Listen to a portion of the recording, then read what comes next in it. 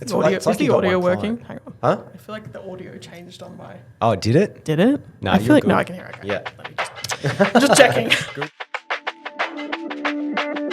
Welcome to the Creative and Code podcast. Welcome to the internet, my friend. Brought to you by ID Digital Agency. Kind of a big deal.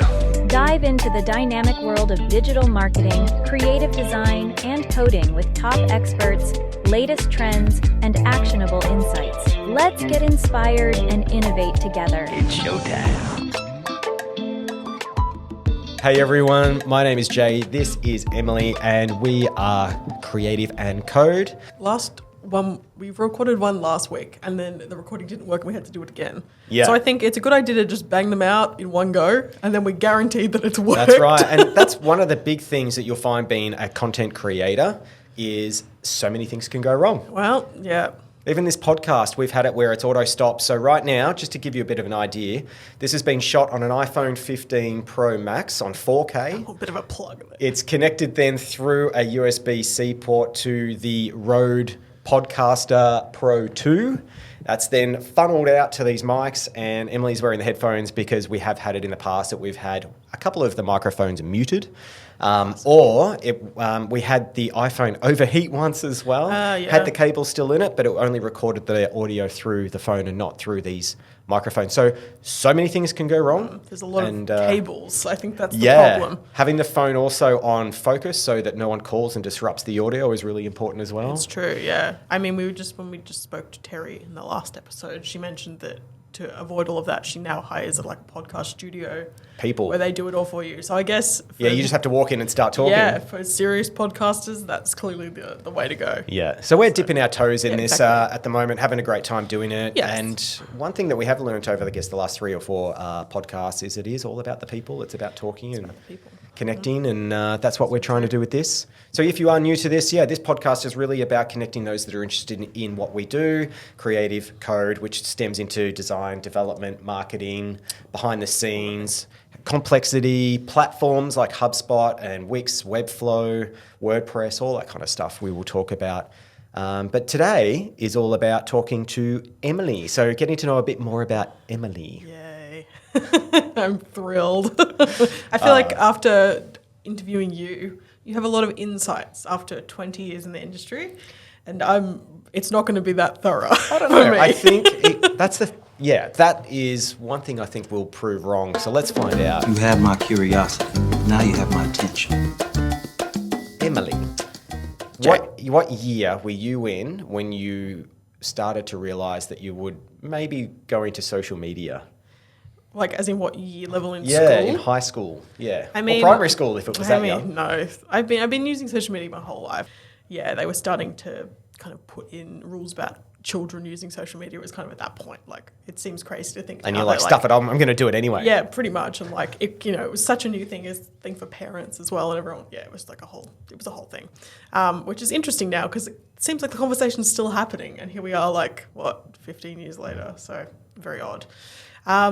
But yeah, I mean, look, in school and everything, I was dead set on being a graphic designer. That's that was my OG. But then... And what were you designing back at school? Do you remember?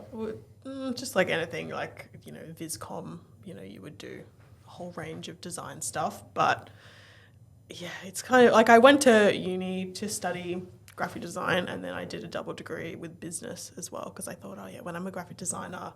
My cousin had done graphic design, and she was like, you need to have some business knowledge. And I was like... And what did you learn? Did you learn account management or... Yeah, I had to do an accounting profit course. loss statement? You have to do all of the basic business courses. Yep. Yeah, so I did accounting, I did economics, oh my God. And it's the kind of stuff that it's kind of like being in school, you just study, and I could do it, it's fine, I got good marks or whatever, but it's like, how can anyone do this as a career? It's horrible. Yeah, shout out to Bridget. Yeah, shout out Bridget.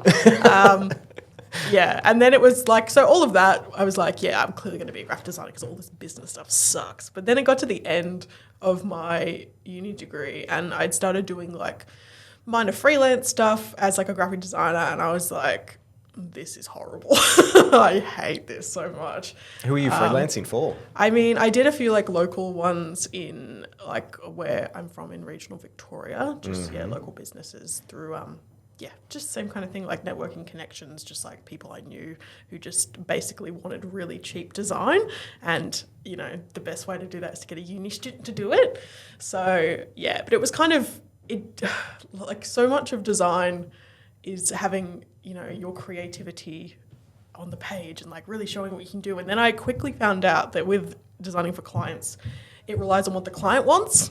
And I didn't like that. You wanted to do it your way? Pretty much. And if they didn't like it, like most designers, they'd be like... exactly. Oh. And then it would just, like, after a few things and whatever the final product would be so far from what I started with, I was just like, I don't know about doing this. And then... It's almost to a point where you just don't want it even on your own portfolio. You're not... Well, that's it. Like, I was just... Yeah, it was just ruining my love for design. And I love design and art and everything kind of creative, and it was just destroying, my interest in any of it. And I was like, I don't think I can do this as like a career.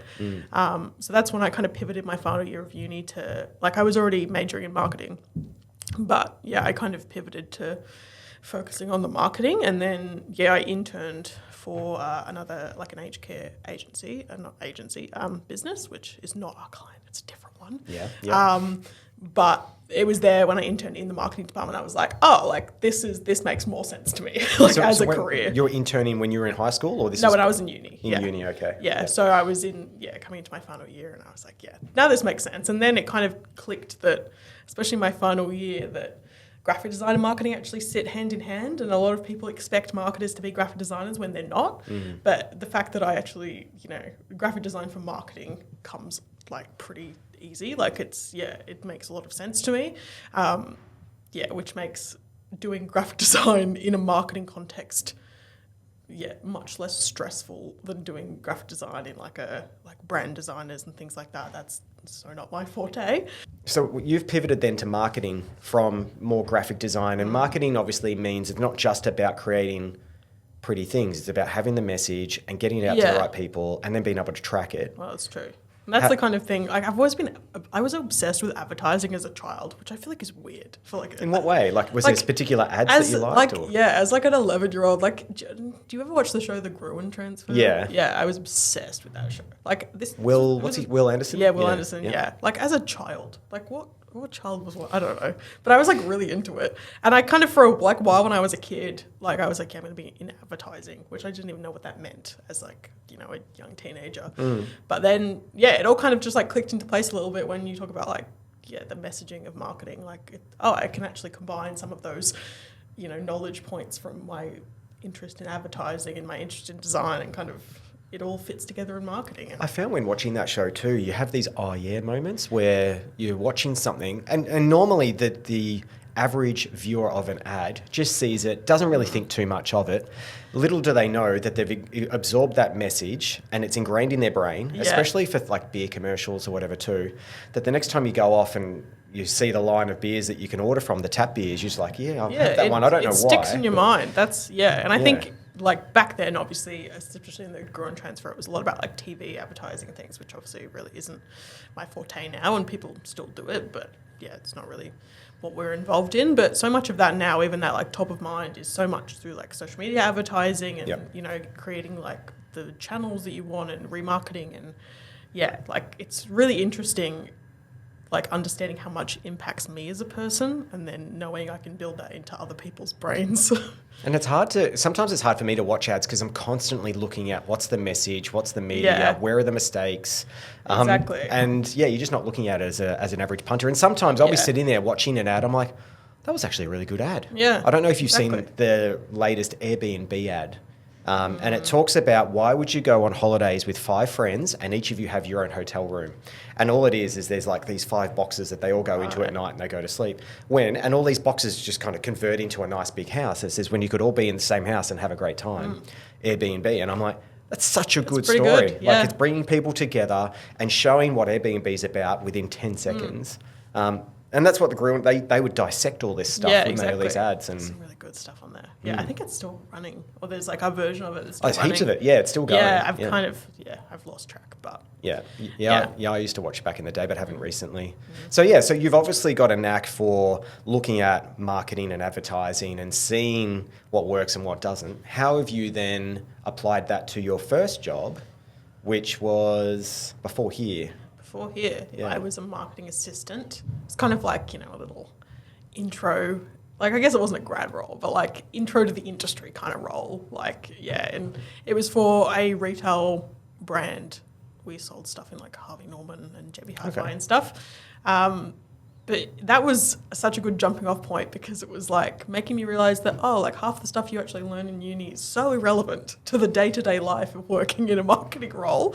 They make you think you're going to jump straight into like producing a television campaign and like all this exciting stuff. And then you realize you're just like filling out a spreadsheet about like conversion rates, which like it's good and bad. I kind of almost felt like I was going to go into that crazy world or whatever and it was going to be super exciting, but then you kind of start to enjoy dissecting the data about things and doing the kind of more mundane tasks to do with it because it kind of gives you a little break from the exciting stuff. But yeah, I guess it was a good launching point for my career in the sense I got to do a lot of different stuff and I got to work with agencies on the client side, which I think has helped inform now. Working on agency side, I understand the client side of it because I've been there.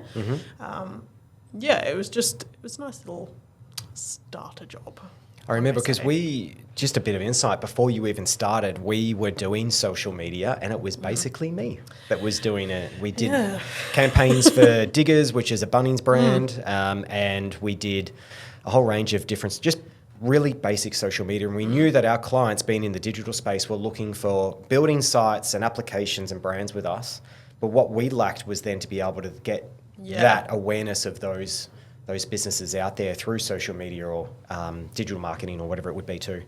And we thought, let's hire. Let's hire someone. Let's throw our hook in and see what's out there. And we got 50 or so responses and we drilled it down to, I think, 5. And some of them we knew because they'd worked at companies like Flair Industries, which is Hugo Boss, which is like Maya Brands and things like that. One of them was working there and he interviewed really well and got really, really good marks in terms of his spoken, his appearance, his awareness of marketing. But again, like you were saying before, he knew what he was taught in uni. Yes. But didn't have the practical work. Yeah. And then, Emily walks in and... What can I say? I'm not trying to put a chip on your shoulder here, but no, you're like, I've done all this stuff and here's what I've done, Harvey Norman, JB Hi-Fi, and I've worked with this brand, blah, blah, blah. And I'm like, all right, tell us what hardware and software. And you're like, I know Final Cut Pro and I know all about Facebook and Meta and Instagram and and we were just like, tick, tick, tick, this is great. And that was almost 2 years ago. Yeah. I mean, it's the kind of thing, it's almost like you don't realize you know all of this stuff until you write it down. Like, because it's so, especially in like my role now, is, you just use all this stuff in the everyday, like pop into Google Ads, do this, pop into Meta, do this, whatever. And then, when you actually, I guess, are looking for a role like that. And things change so quickly. As part of the bank that we work with, Summerland Bank, which is in the Northern Rivers of New South Wales, you've done Spotify, radio marketing. You've now become the marketing manager for the business too. And we hope to get people underneath you that are doing more of the day-to-day stuff. And depending on what you want to do, that was my big question is, do you prefer doing the creative artwork, branding kind of stuff? Or do you prefer doing the analytics, reporting, tracking, look a studio kind of stuff? Or is it a mix? I think it's a mix. I do quite a bit of social media work. The problem with that is it's kind of like what I was saying about bending to what the client wants, which obviously is you want to produce something the client wants. But with social media, it can be quite a lot of back and forth for something that will go up and then that's it. At least with like an ad, you've got something running, you've got data and you can optimize it. Like with a social media post, you have like a one chance. So it can be quite, like full on to spend a decent chunk of time producing some creative and then it doesn't really like have the impact you want and then you don't have like much to show for it, So I think that kind of thing can be quite, I don't know, maybe draining something on the day-to-day. Like that's when I prefer to have ad campaigns with lots of analytics and things to look at where you actually have something to back up your knowledge and your creative and showing actually because if you put it out there and you don't know how it's working or if it's responding or it's converting, which is the biggest thing for most clients. And conversions can be a range of things. It could be they just want to get their brand out there. They want it out to the masses. That's the thing. I like, having, at least now with Meta, they have all the nice little campaign objectives and they've built it in quite nicely now, whereas I guess back in the day you really had to like do everything yourself. But yeah, I like a mix of kind of on the tools and doing the analytics. Good. And I think, you do need it. You need to know that your creative's working. If not, you can make the adjustments like you were saying. Exactly. So when it comes to getting your ideas and working with the client, and like we were saying as well, sometimes you'll have this amazing idea. We've had it. We've created amazing logos that fit every single part of the strategy or their expectation, and they get shot down. Jay's got some recent bitterness. Straight in the heart. How do you cope on an individual level when you get that knockback? I think it's, like you say, just creatives can be a little bit sensitive with that. And like, it's almost I think it almost is just the creative one. Because if I have like ad copy and they knock it back, I don't really care that much. But it's when it's like a visual design, it like hits right in the heart. I think it's just, you've got to just reconsider, like, this is not a piece of artwork for Emily. This is a piece of artwork for this bank. Good and attitude. This bank wants a certain thing and they've got their own goals, and like, is this artwork actually fulfilling those goals, or is it fulfilling what Emily wants to do? And like, I don't always have, especially working as an agency, like you don't always have the higher level view specifically from the organization, because sometimes your mind is like you're working on 5 different clients in one day and you're kind of like, you're not fully in the mindset of maybe someone who's worked at this one business and focused on them for, 5 years, which some of our marketing clients have. So they have a much like more defined viewpoint of what they want a campaign to do, that you kind of need to build upon and not pretend like you know more about this business in that scenario, if that makes sense. Yeah, you've really got to listen to them and understand what it is that they're doing. But I think the other side of it too is that they've come to you because they've seen work that you've done in the past. Yeah, exactly. And you got to bring that together. They can't try and make you do something that you haven't proven that you can do. Yeah, it can be a hard line to walk, because you want to kind of be like, I am the expert in like, I know more about running an ad campaign and I know about what'll work compared to this client, but then also you don't want to do things that don't align with the actual brand. And it can be really hard to kind of assert your opinions in terms of success and things like that.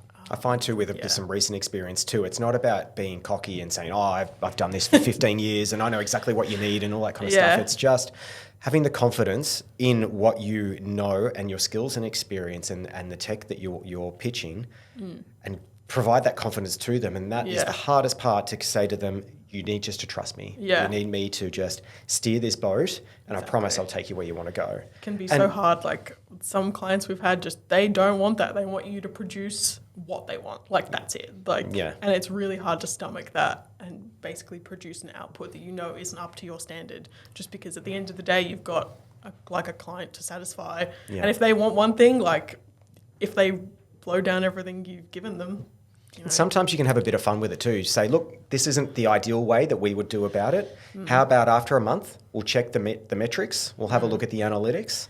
And if it's not where it should be, give us an opportunity. Exactly. And they'll be like, you know what, deal. And it's a bit of gamification. And sometimes it works in their favour. Sometimes it works in ours. True. But at least you're committing, and there's that long-term, I guess,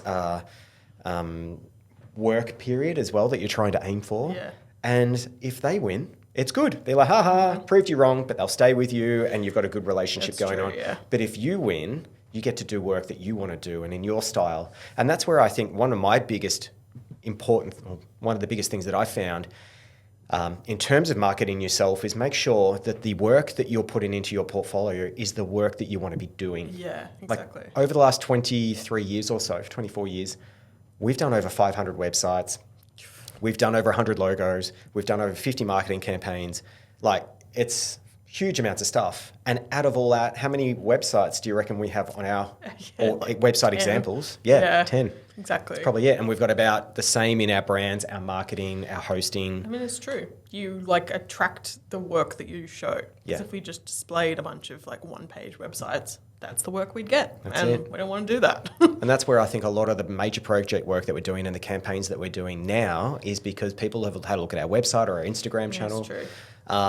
or profile, and they're gone, I like that. I want something like that for my business. It's like anything you see on Instagram too. And what Terry will probably talk about in the next episode is how you need to create a series of messaging that is relevant but also engages the right market. Yeah, exactly. Yeah. I find one thing, especially with working in like a mixed, well, I guess a full service agency like us, a lot of clients surprisingly want their marketing and website build in the same agency, in the same team, which I feel like maybe you wouldn't expect. It's just that when it comes down to it, like having your marketing person sitting next to your developer, it's much easier to integrate all of the conversion metrics and have all of that data ready to go versus having like, a painful situation where you've got two agencies talking to each other. And I think that traditionally that was the way it was. Because again, when I went back, when I was at uni, not you, because you're a bit younger than me, you designed websites or you did branding. It was all very segmented. Yeah. And the same thing happened in the business world is you'd have a design agency, you'd have a web development company, you'd have a branding person, a communication person. But and because as well, skills are becoming more refined, you can have one person have that skill like we have with you in our agency, and it works because the overlap, a designer, a marketing person, a developer, a strategist, they can all talk, and one contact with the business, it's more efficient, it's more productive, and lower cost. Well, that's a very good point. And it's just, I think, a lot less effort probably certainly for some of the ad campaigns we've done. I can be reporting on all of the website metrics in the same report as the ad metrics, and it's just a lot less like kerfuffle almost. Totally. For the clients. And I think you're probably at your limit in terms of the work that we can have through you. I know you struggle to get stuff up for our own social profiles. The problem is when you have work flowing in like that, I mean, that's great, that's what you want, but then like your own internal stuff always takes a back seat. Like the problem is over the last like 6 months, we've just been like inundated, and poor ID digital Instagram. It's just sitting there. It gets some love. Neglected. And like, when it's there, it's great. Yeah. But sometimes as well, which is weird, people will, like we designed our past website to be basic. And it was meant to represent subconsciously that we were too busy to update our own stuff, which most people went, if they're too busy to update their own stuff, they must be doing well at the projects that they're on. That worked for that part of the brain for people that thought that way, but we realised too that it dropped our search optimization. There was a range of things that it affected, which is why we've got our new site. Yeah, exactly. Yeah. So tell me the daily life of an Emily in a marketing manager.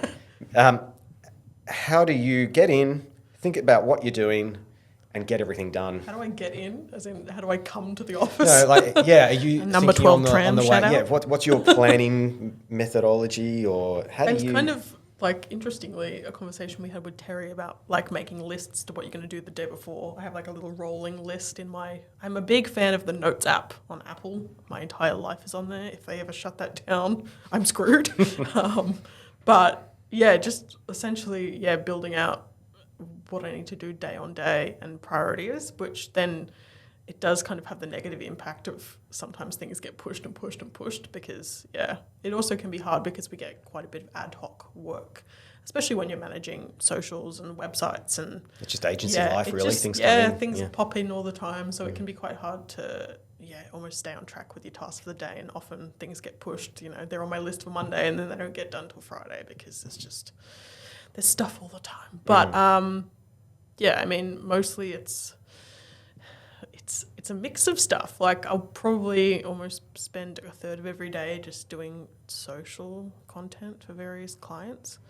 But do you like that? Do you like coming in and not being quite so sure what's going to happen? It's a bit of a mixed bag. Yes and no. I think it depends on the day. Sometimes I like to just like, no, I'm going to be able to sit at my desk and just like hunker down and get some stuff done. I love those days. Yeah. Some days you come in and you have a meeting at 10 and you're kind of like, well, I can't really do much between 9 and 10. Like I don't want to get really into working on something and then I have to stop and get interrupted. So there's a lot of like, I feel like I'm still getting I mean, I'm not that far into my career.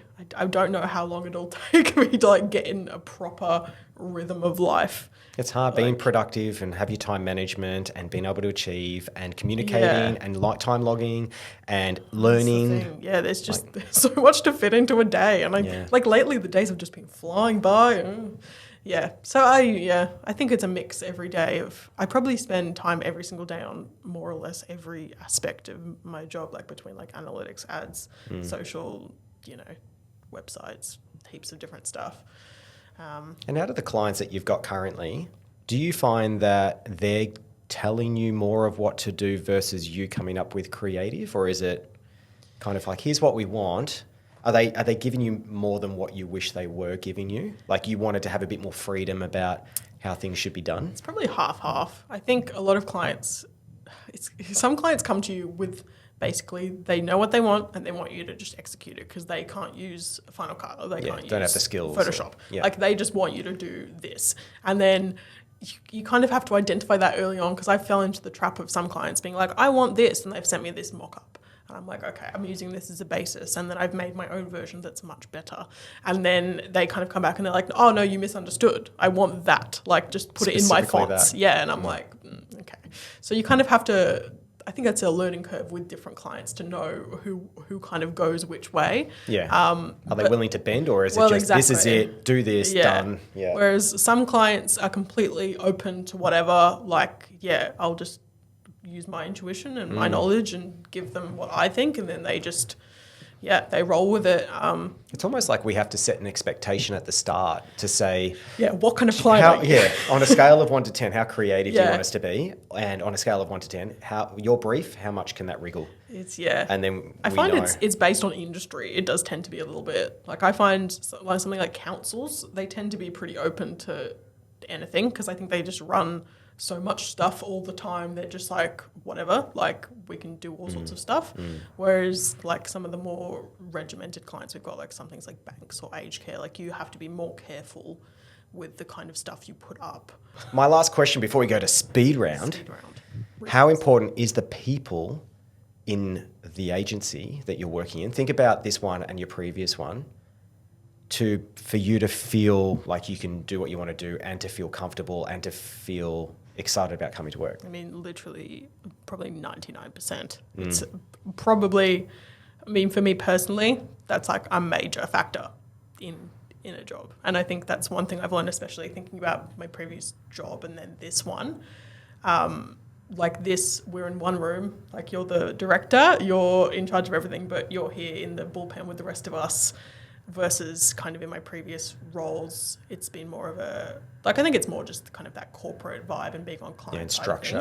But like, you kind of have your boss in an office and you're locked away with this and you're in a little cubicle, and like, it completely changes the vibe just based on that alone. And I think it also helps with something about agency camaraderie is like a completely different thing. I feel like that maybe you just don't get on client side. Like you're all just, is the audio working? Hang on. Huh? I feel like the audio changed on my... Oh, did it? Did it? No, I feel like... No, I can hear it. Okay. Yeah. Let me just checking. Good. Oh my God, stress. What was I saying? Yeah, the camaraderie. I can't even say that word. Camaraderie. Yeah. Yeah, I think it just... And especially being in a... what is this called? A co-working space. It makes a big difference, like having all those team events. Like we have breakfast every week. Like that's even an opportunity just to... to talk with people in the team, like even if you don't necessarily network within other members in the building the same way that, Florian's just behind you. Yeah. Other people do. You want to say hi? We're still recording. We're still recording. Are you? Yeah. Say hi if you want. Hey, hi. How's it going? Florian, our project manager. We're talking about Emily. We're almost done too. Any juicy goss I'm not aware of? No. Nothing? Come on. Do you know she's done stuff at JB Hi-Fi? No. Did you know that? I did not know that. No, I did. What do you got? You got a meeting with Cash? Yeah. Yeah. Nice. Fun. Have fun. Thank you. Nice. Yeah. People going through the hallways and the co-working spaces. I even found the other day, like you were talking about how you went to some lunch or whatever and you met the people in the office next door to us. Yes. Yeah, I mean, that's the kind of thing you just network with people you wouldn't usually talk to, I guess, being in a space like this. Yeah, and it kind of creates good vibes, I think, which is the most important thing, I mean, personally, in terms of office culture is positive vibes. And I would like to think that I contribute to the good vibes. I think being the marketing manager / event coordinator. Yes, self-appointed title. Yeah. I put that one on myself. The conversations that we have in the office, and that's why I think it's so important for the team to be in. We do have it that some of the people who live or work for us, but they live quite a fair way away, can do 1 day a week from home, which makes sense, I think. But 80% of the time, is that right? Yeah, 80% of the time, we're in the office and we're working away. You can hear everyone tapping and clicking, but every so often someone will say, oh, did you hear from this client? Or did you see in the news? Or whatever it would be. And we all have a bit of a laugh and chat away. I think it's so important just to get the perspectives of everyone. And we're so different, all of us too. Well, that's the thing. We're quite a diverse group in terms of, like backgrounds. And it can be, it creates some good conversations. Like, especially just recently with the Olympics, I feel like there's been some, like, you just learn a lot from just being around all different people.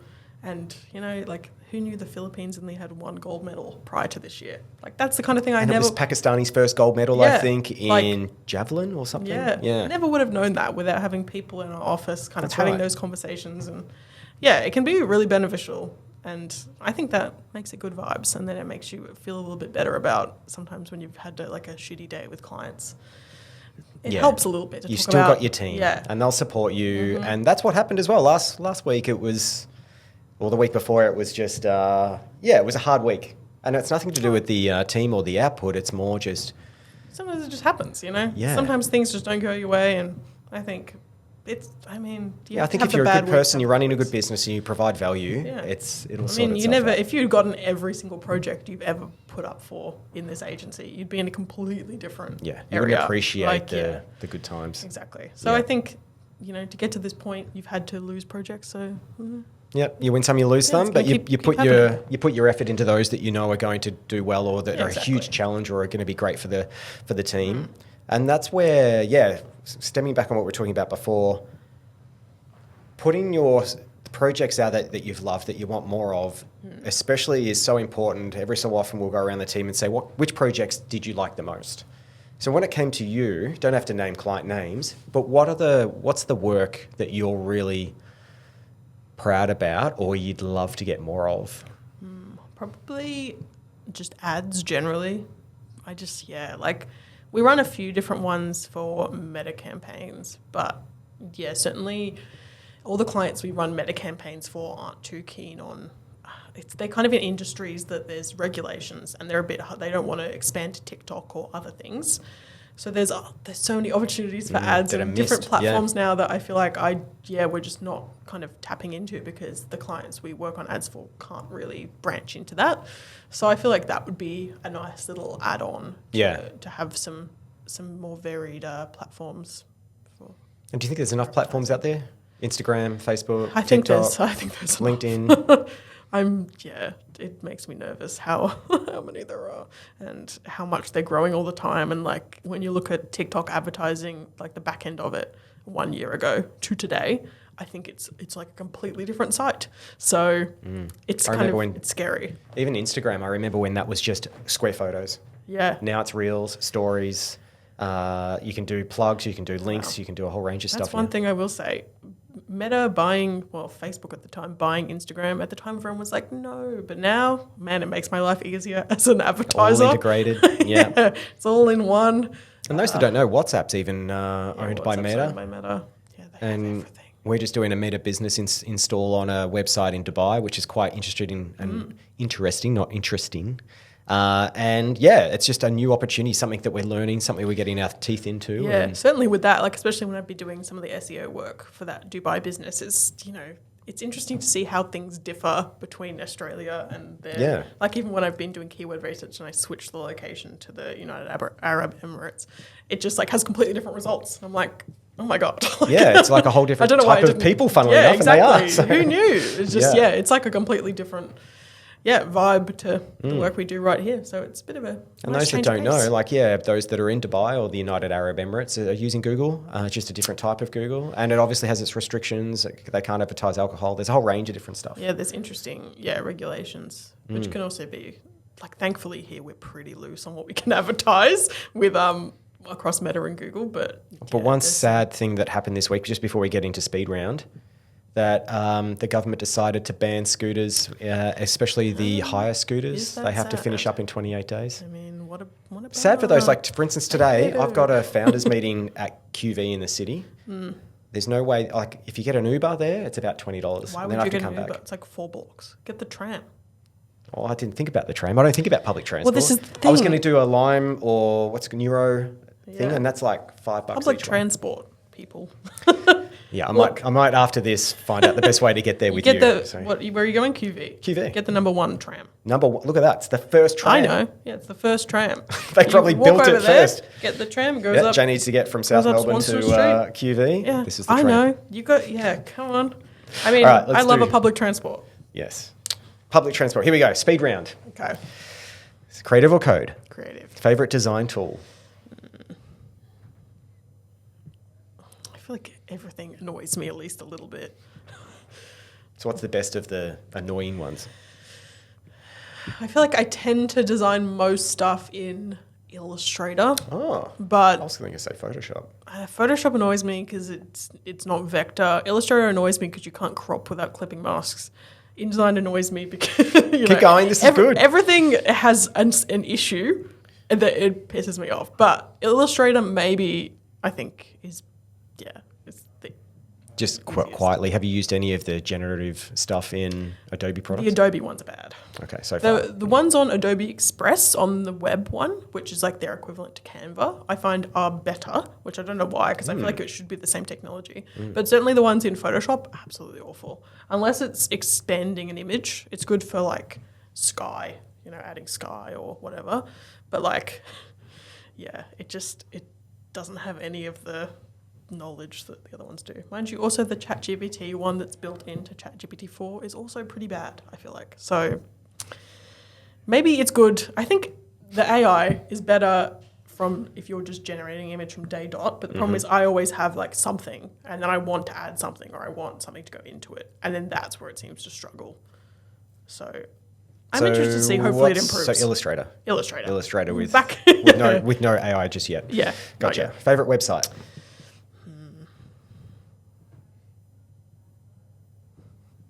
Probably should have thought about this. pause. Thought about You've this asked these before I start. questions I know. I heaps don't of know why I times. haven't thought about my answers. What website do I use the most? This is going to be offensive, but can I say Twitter? Even Twitter? though- Really? Look, I don't like Elon Musk. Are we allowed to talk shit about Elon Musk on this podcast?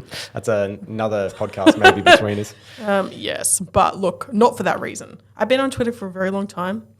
I just feel like it I didn't even know you're on there. But it provides something that I don't get from elsewhere on the internet. Like there's just, I It's don't your know. personality in an app. Is Yeah, it? like I don't really do anything myself on Twitter. It's more just the conversations on there. It's just good fun, Yeah, and I'm trying to wean off TikTok a little bit just because it was burning my brain. Okay, fair enough. Anyway, Hours per week you work? what are we here? 40. 40. So, yep, 40. I reckon you do 41 and a half maybe because you're in early. I mean, yeah, yeah. I see it. I appreciate it. Thank you. App you first open every day? Instagram, Everyone. Yeah. Coffee or tea? coffee, Dark mode or light mode? light mode, Mac or PC? Mac. Work from home or work from office? For like a mix, I think. It depends on what I have to do. I don't have screens at home, which with everything I do on like any design and video editing, oh my God, anytime I have to use like the trackpad and my little laptop screen, it's the bane of my existence. So for most of the time, work from office. If you could have as many screens as you could handle, what would it be? I would have like 6 screens. 6, I really? think what I've got One for every now, app. like 3 big screens and 3 like laptop screen size ones. And I can have like Spotify open on one, like notes Email. on one, Slack on one, and then email on one, and then 2 work screens. Because I can want see to that. be able to see everything. Emily likes NASA. Yeah. Yeah. Cats or dogs? Dogs. Favorite font? I like what's it called? Monsterat. Oh, Montserrat. Montserrat? Yeah, Montserrat. Ooh, fancy. We'll have to ask I used that for Antoine to say something the that. other day, and it was just a nice font. Montserrat. Yeah, we use that on For something. RMIA. Yeah, maybe that's what I was using it for. I just thought this is nice. Maybe it's not my favorite of all time, but it's a nice font. Yeah. More important, design or spec? And design. What's your favourite snack while working? Oh, I should answer this. It's either croissant, muffin, almonds. What else do you have? I don't eat almonds. Or nuts of some sort? I don't eat nuts. I'm not a nut eater. I thought you had nuts. Anyway, what is it? What's your favourite I snack? mean, croissants, you're right, but I eat them it's breakfast. I don't eat a croissant as a snack. I do tend to have like a muffin in the afternoon, maybe like a Get the sugar. blueberry muffin. That's Yeah. good. Yeah, but I like the lolly bowl here, which is just what you It's said. damn good. When I need like a sugar hit in the afternoon, I'll eat whatever they've got. Yeah, just dig your hand in. Yeah, Yeah. a little something. That's it. Pineapple on your pizza? Yes, of course. Yeah. Summer or winter? Controversial. Winter. Oh, yeah, I forgot that about you. Look, the weather now, it's 20 degrees, it's like sunny, but it's not cold. Ideal? This is it. This Okay. is ideal. Anything hotter? Anything hotter, I hate it. Anything too cold, also not a fan. Like, my problem with winter is mainly getting dark early. That's it. I'm the same. I hate being dark. Yeah. City or countryside? I'm too in between for all of these. I'm from the country, grew now up in in the the country, city. now I'm in the city. I see the perks of both. I don't think I could ever fully live country again, just because there's nothing goes on there. Final question. Time travel into the past or into the future? It's a challenge, this one. Look, past, and I would go back not even very far. I'd go back 10 years, not even 10 years. I would go back maybe to 2005, and I would buy a bunch of Bitcoin. And I would, Of course. If you knew that it course was I going to would. go I'm so going back amazing. with the Oh, I knowledge. see. So I'd you're use going to it- disrupt the future? is what Yeah, you're saying? of You're going to do, course. what's that guy out of Back to the Future? Yeah. What, Doc? No. No. The nemesis in it. Marty. Who? No. Biff Tannen. That's you. I was only looking at a picture of Biff yesterday. Were ya? Yeah. After you watched Titanic? Yeah, because the evil guy in Titanic is one of Biff's friends in Back to the Future. Yeah. What's his name? Didn't know that. Yeah. He's Yeah. the Kate Winslet's husband or whatever in it. Yeah. That's it. Cal? Yeah, Cal. something like that. Yeah. Hey, Cal. Yeah. Yeah, but Well, yeah. so I go would into the I would past. use it Disrupt for it. monetary gain. Fair enough. Well, Is there what can I anything say? you'd like to mention or plug, Emily? Idea Digital. Oh, that's nice of you. It's an agency. I have nothing going on in my life. Yes, you do. I mean, yeah, Yeah. that's it. What's the last thing that you did with your mum? You went to a show recently? We went to the NGV, How was that? the Pharaoh exhibition. It was very history. Look, this is controversial. I don't really care about Egypt. Egypt. I'm sorry. It's a bunch of stones with hieroglyphics on it. Oh, controversial. It's been done. I'm But sorry. how did they get there? Well, this is the problem. It's in partnership with the British Museum, and we know how the British got everything. Hang on. You're telling me that the British Museum had something to do with the formation of the pyramids 5,000 years no. ago? No? No, I mean the exhibition. No, I mean I think the aliens built the pyramids. I think that's a fair assumption. Yeah, something big and wild. I don't know. See, I just don't really. Whatever. Before anyway, we get too deep into Yeah. that, we'll finish up. But thanks very much, Emily, for showing us a bit deeper into where you were and what you're doing. Yes. Quick little thing. yes. Where do you see social media going with your I think day in it's- and day out experience? The problem is that it's becoming so convoluted. TikTok is the only real disruptor we've had recently. I feel like we're still not getting to the point where anyone's picking up new social media. So it'll just continue to be the same shitty 4 platforms essentially, and they'll all add the same stuff into each other and compete with each other and probably buy each other out. And then I think it's going to get really bad before it gets better, which is kind of a dark view on it. I reckon social. I've got an idea about Okay. it. I won't go into it a lot of detail, but I think there will be an app soon that will try and encourage people to be more physically together, more in the present world versus being online. I feel like almost the pandemic did that in the terms of it but forced people to be apart, and then everyone was like, oh, we actually like being in person. But I heard on the radio too that in Melbourne at the moment, commercial buildings are at an all-time low of 20% occupancy, I mean, yeah. right? And Makes you'll sense. see in the city on the weekends, I was speaking to someone this morning, Chapel Street in Toorak. Is it Toorak? Yeah, South Yarra. South Yarra. And the city are booming. Yeah, of course. Night on Friday, Saturday, Sunday, love they are it. booming. There's lots going on. But during the week, dead. And that's where I think governments and all that will want to invest in these types of things to bring more traffic, more people together for more better connections and more that kind of stuff. I mean, I can see that that's going to be a priority, but I don't know how social media is how's it really gonna do going it? to help that. That's I where think it's just going to can see be it. Yeah. a bunch of advertising for events in the CBD. I did actually see I can't say too much. I'll tell you after this. But okay. yeah, I've got an idea of how to do this. Yeah. drama. I was just going to say that I saw the mayor of Melbourne handing out like soups in Flinders Street station. Did you? Yeah. Did you get a So- snap? Get a photo? Did not, but I was like, it's pretty cool. It's the mayor, but I was Yeah, like, this is he's out there clearly with the this is people. how they're trying to get people to return to the city by the mayor being out in soup. Flinders Street giving out out soup. soup. I know. I think it was maybe the soup was unrelated. She just like wanted something to do. I don't know. It was odd. Anyway, so if that's their strategies, depression. maybe they That's- need yeah, to that's- hire us. Yeah, I agree. Yeah. Well, thanks, Emily. Anyway, thanks, Jay. See you back in the office. Okay. Thanks for tuning in to the Creative and Code podcast. That's all, folks. We hope you enjoyed this episode and found it as inspiring and entertaining as we did. Remember, there are plenty more episodes to explore, so make sure you keep listening for more creative insights and coding tips. A big shout out to our amazing sponsors and the team at ID Digital Agency for making this podcast possible. Got a story to share or want to be a guest on our show? We'd love to hear from you. Send us a 2-minute or less audio clip to creativeandcode@iddigital.com.au. Suggestions, ideas, or just want to say hi, we're all ears. Thanks again for listening. Until next time, stay creative and keep coding.